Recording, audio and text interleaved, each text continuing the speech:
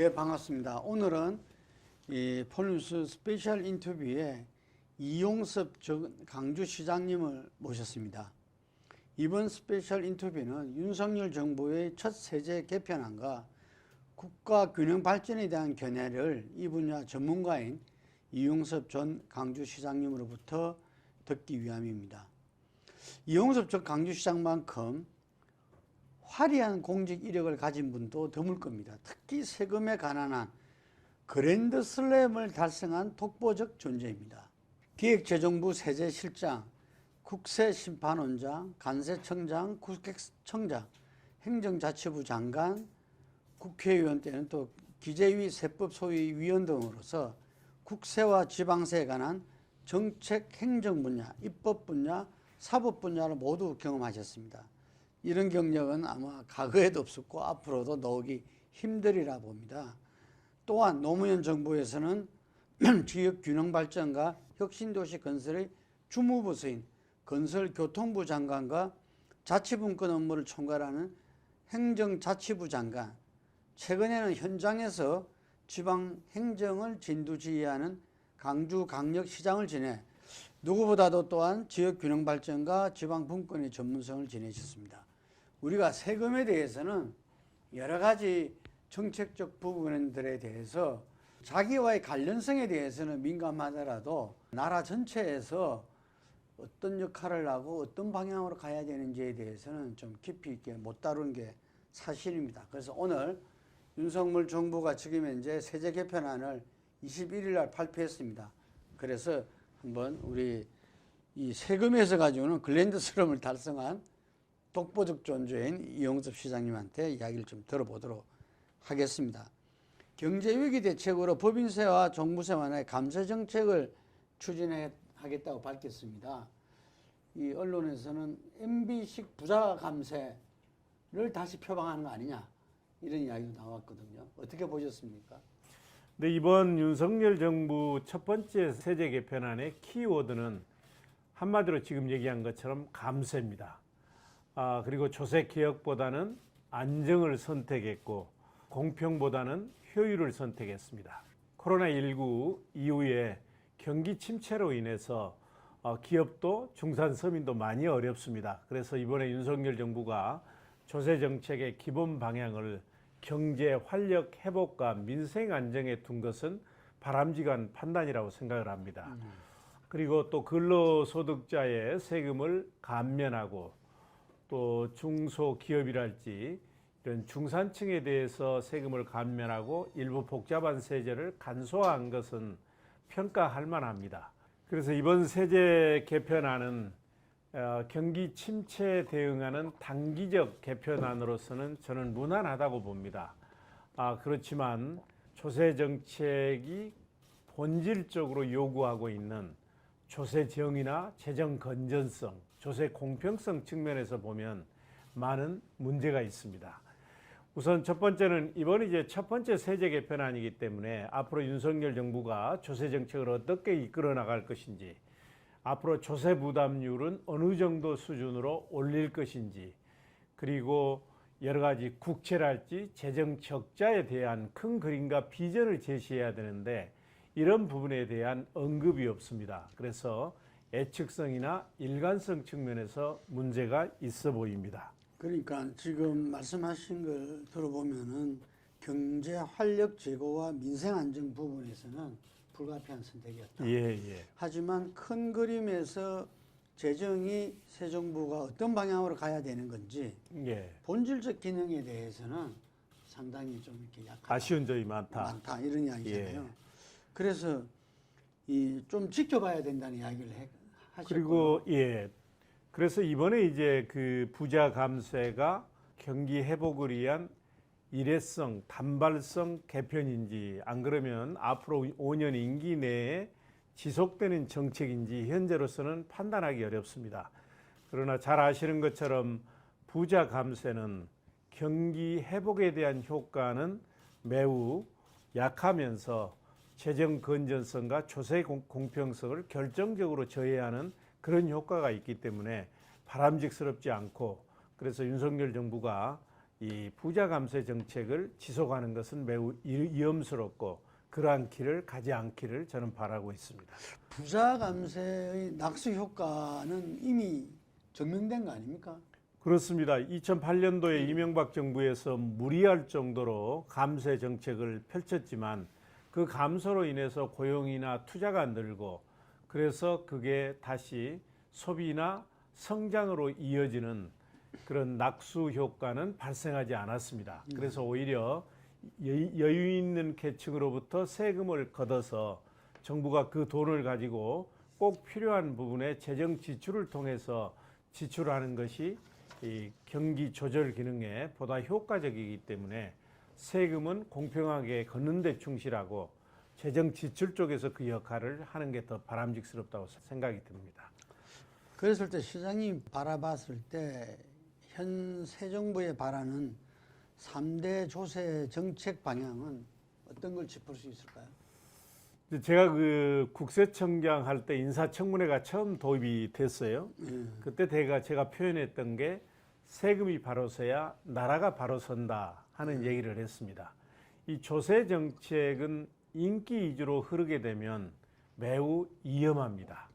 조세 정책은 고도간 길을 가야 됩니다. 그래서 저는 조세 정책은 세 가지가 매우 중요하다고 생각을 합니다. 우선 첫 번째는 나라 살림을 뒷받침할 수 있어야 됩니다. 특히 우리나라와 같은 소규모 개방 경제 하에서는 대변수, 외국으로부터 밀려오는 크고 작은 충격에 매우 취약합니다.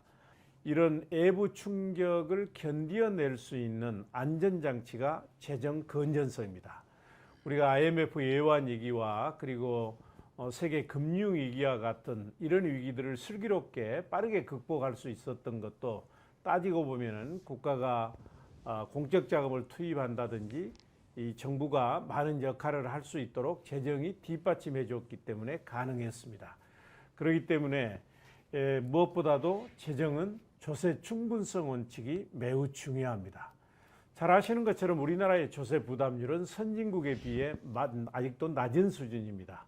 2020년 기준으로 한 20% 되는데 OECD 국가의 평균 조세 부담률이 24%보다 높습니다.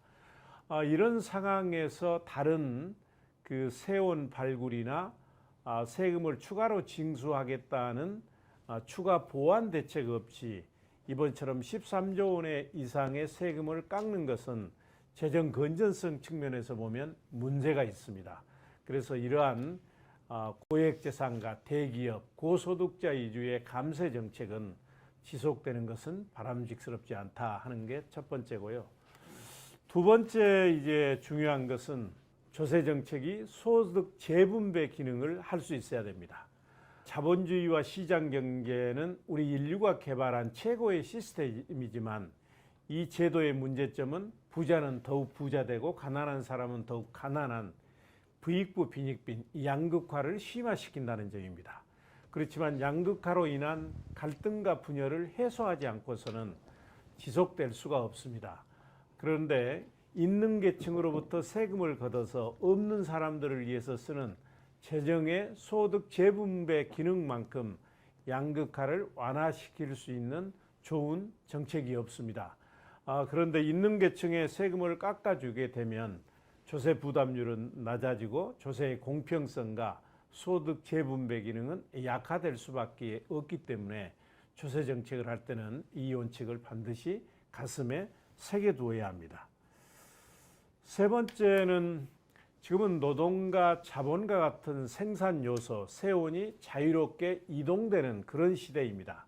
그렇기 때문에 우리나라가 독불장군식으로 우리나라만 높은 세율 체계나 투명하지 못한 세무 행정을 운영하게 되면 전에는 불평만 했지만 지금은 세원이 애국으로 떠나버립니다.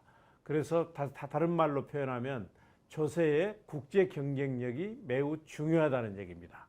다른 나라보다 높지 않고 선진 세무 행정을 집행해야 애국인들이 우리나라에 투자할 때 유리한 조세 환경이 조성되는 것입니다. 이런 측면에서 저는 윤석열 정부의 바람직한 조세 정책 방향으로 첫 번째, 재정 건전성을 뒷받침할 수 있어야 된다. 두 번째는 조세가 양극화로 인한 그 분열과 갈등을 해소할 수 있도록 소득 재분배 기능을 강화해야 된다. 세 번째는 애국과 경쟁할 수 있는 조세의 경쟁력을 높여가야 한다. 이 세 가지를 제시합니다. 시장님, 이 윤 정부는 대기업에 감세해 주는 대신 투자라고 하는데 현재 그 상고 위기가 심각하잖아요. 예. 그럴 때 경영 불안정성이 커지는 상황에서 기업 투자가 가능할까요? 옛날 MB 때도 그렇습니다. 이 부자 감세, 대기업 감세하면서 요청했는데 안 됐지 않습니까? 그렇습니다.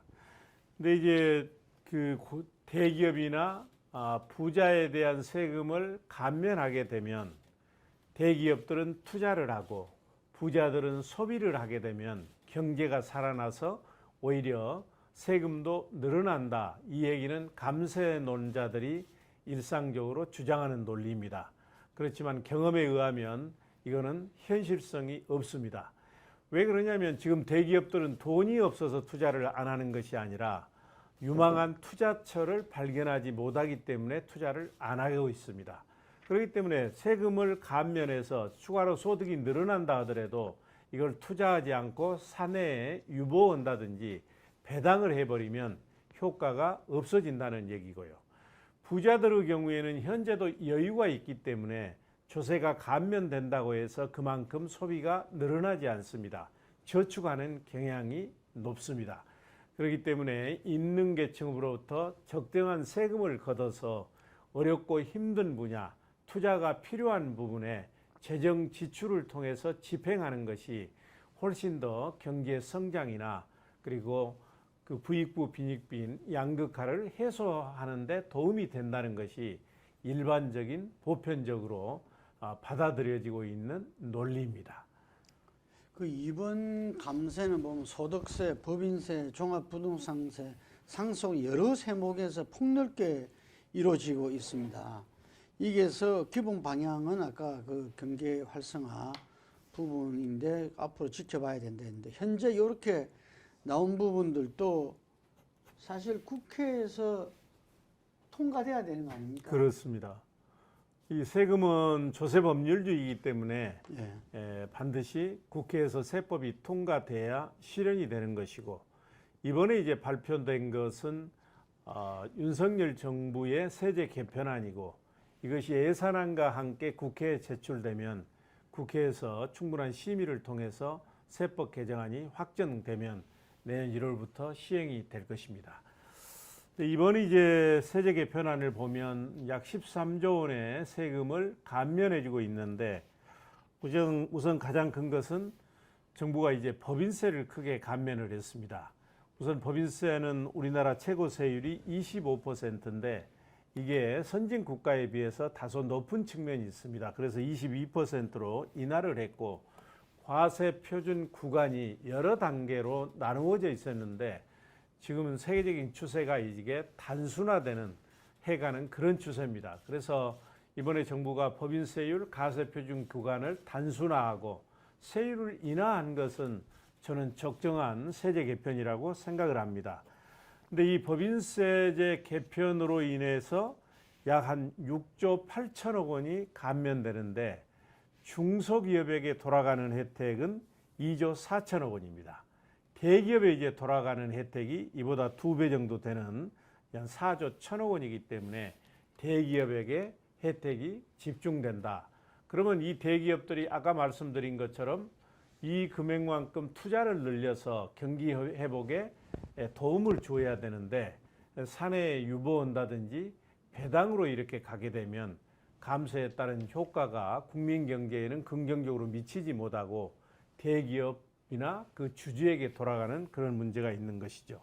근데 종합부동산세 같은 경우도 크게 경감되는데 이 서민들한테는 그 혜택이 돌아가는 게 별로 없는 모양입니다.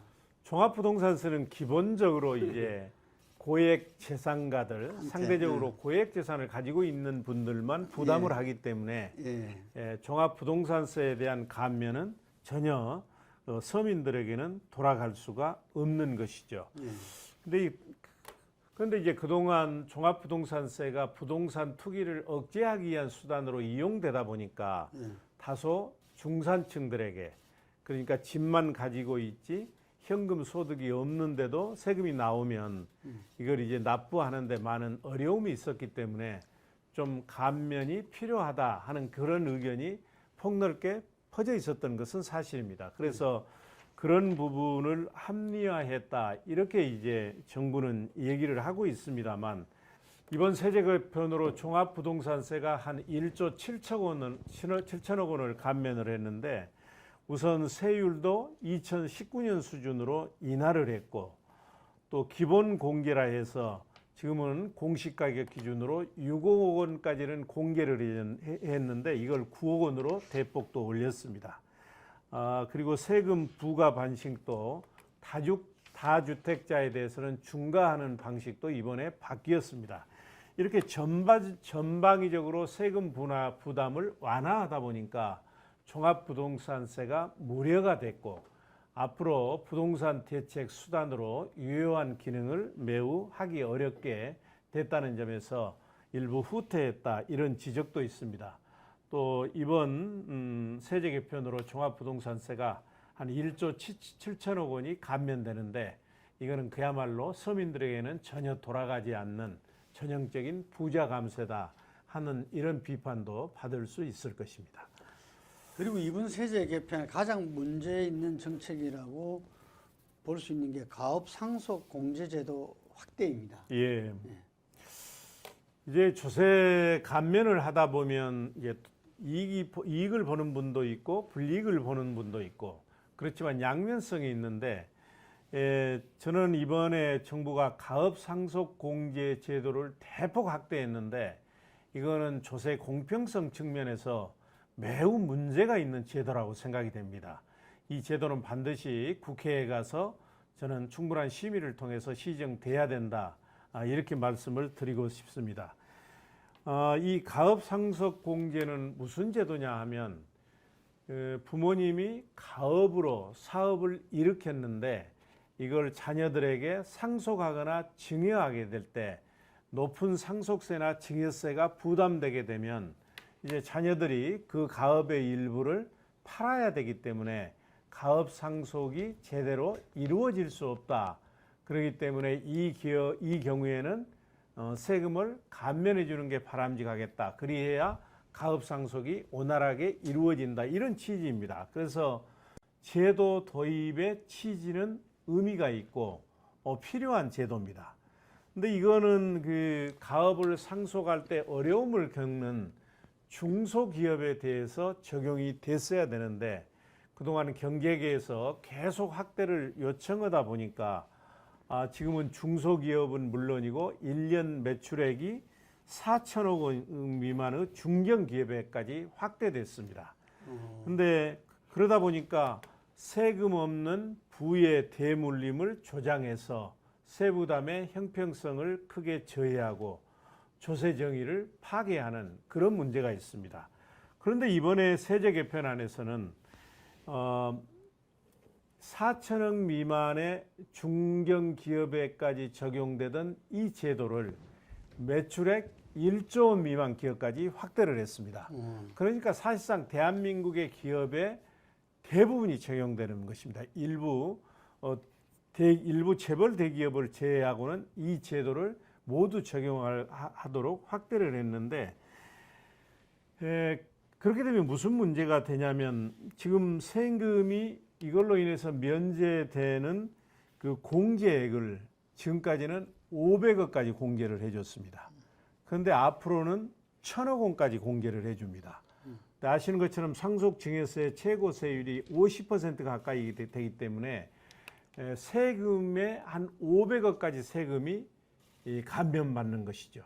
생각해 보십시오. 지금 몇백만 원 받는 근로소득자, 그리고 자영사업자, 조그만 중소기업들도 다 세금을 내고, 또 15억만 부모로부터 상속을 받아도 상속세를 내는데 1,000억 원까지 기업을 상속받는데 이걸 다 세금을 면제한다는 것은 세부담의 공평성 측면에서 매우 문제가 큽니다. 그러면 그 정부 안을 주장하는 분들은 이런 얘기를 합니다. 만약 거기에서 과세하게 되면 이 재산이 없는 자녀들이 그 가업의 일부를 팔아야 세금을 낼 수 있기 때문에 그렇게 되면 가업 상속이 제대로 이루어지지 않고 고용도 줄어들 수 있다 이렇게 얘기를 하는데, 그래서 지금 우리 세법에서는 연부연납 제도를 도입을 했습니다. 그러니까 이렇게 가업을 상속받는 경우에는 바로 세금을 내도록 하는 것이 아니고 20년에 걸쳐서 분할해서 납부할 수 있는 제도를 도입하고 있기 때문에 정부나 일부에서 얘기하고 있는 것처럼 가업 상속에 단절을 가져올 수 있다, 일부 팔아야 된다 하는 그런 문제는 발생되지 않습니다. 예. 이 지금 윤 정부의 이번에 그 조세 정책의 개편안에 대한 이야기를 쭉 듣고 본질적인 문제까지 짚어주셨는데, 이 경제, 행정, 정책 동인 우리 시장님이 보실 때 현재 윤석열 정부가 지금 이 경제 이 위기가 이전에 2008년 IMF보다 심할 수 있다 이런 예측들도 많더라고요. 최우선적으로 해야 할 민생 경제 대책은 무엇이라고 보십니까? 저는 최고의 민생 안정 대책은 일자리 창출이라고 생각을 합니다. 물론 고물가, 그리고 높은 금리, 실업, 그리고 코로나19 여러 가지 시급히 해결해야 될 민생 문제가 많지만 이런 것들은 시간이 지나고 또 일자리 창출이 제대로 이루어지면 함께 해결될 수 있는 문제입니다. 일자리 창출은 최고의 민생 대책이고 복지 정책이고 성장 정책입니다. 일자리는 우리 아이들의 밝은 미래를 열어주고 국민들에게 희망을 줄 수 있습니다. 잘 아시는 것처럼 4차 산업혁명으로 인해서 인공지능 시대가 도래하면서 이제 기존에 있는 일자리가 많이 줄어들고 있습니다. 그렇기 때문에 저는 좋은 일자리를 많이 창출해서 우리 청년들에게 꿈과 희망을 주는 것이 윤석열 정부가 해야 될 가장 중요한 일이라고 생각을 합니다. 특히 이제 우리 청년들의 경우에는 주로 공공부문이랄지 대기업이랄지 이런 안정적인 일자리를 선호하는 경향이 있습니다. 그러나 우리 젊은 청년들이 이런 안정적인 직장만 선호하게 되면 대한민국에 미래가 없습니다. 앞으로 대한민국이 얼마나 발전하고 얼마나 많은 그 일자리를 창출할 수 있느냐는 우리 청년들이 얼마나 창업에 적극적으로 참여하느냐가 매우 중요합니다. 그래서 상상력이 있고 능력이 뛰어난 이런 청년들이 쉽게 창업에서 성공할 수 있도록 정부가 창업 생태계를 만들어주는 것이 매우 중요합니다. 스마트 워크를 통한 업무 혁명으로 미래형 새로운 일자리를 창출해야 된다. 우리는 현재 1만 5천 개에도 미치지 못한 직업의 수를 선진국 수준인 2, 3만 개 수준으로 확대해서 직업 선택권을 강화해 나가야 된다. 이런데 이 선진국하고 우리하고 이렇게 차이가 납니까? 그렇습니다. 우리나라는 일자리의 종류, 직업의 수가 15,000개가 되지가 않습니다. 근데 미국과 같은 선진국은 3만여 개에 이릅니다. 그렇기 때문에 지금 이제 기존에 있는 일자리는 많이 사라지고 새로운 일자들이 많이 생겨나고 있거든요. 그래서 정부가 창직을 많이 만들어내서 젊은 사람들 수요에 맞는 그런 일자리를 많이 만들어야 됩니다. 그러기 위해서는 이제 또 그 새로운 사회 변화에 맞추어서 IT 교육이랄지 AI 교육이랄지 이런 교육을 통해서 인재들을 양성을 해야 되고요. 제가 이제 우리 직전에 강주 광역시장을 했는데 강주를 인공지능 대표 도시로 지금 만들어가고 있습니다. 세계 10위 안에 드는 인공지능 데이터 센터가 강주에 만들어지고 있는데, 그리고 이제 인공지능 기업들이 강주에 약 한 140개 정도가 내려왔습니다. 근데 이분들을 유치할 때 그분들이 저에게 하는 첫 번째 질문이, 시장님, 수도권에 있어서도 있어도 인재를 구하기 어려운데 강주에 내려가면 AI 인재를 구할 수 있겠습니까? 이런 질문을 합니다. 이 질문에 대한 해답을 제시하지 못하면 강주는 인공지능 대표 도시로 성공할 수가 없습니다. 그래서 우리 강주에서 인공지능 사관학교를 과학기술정보통신부와 함께 만들었습니다.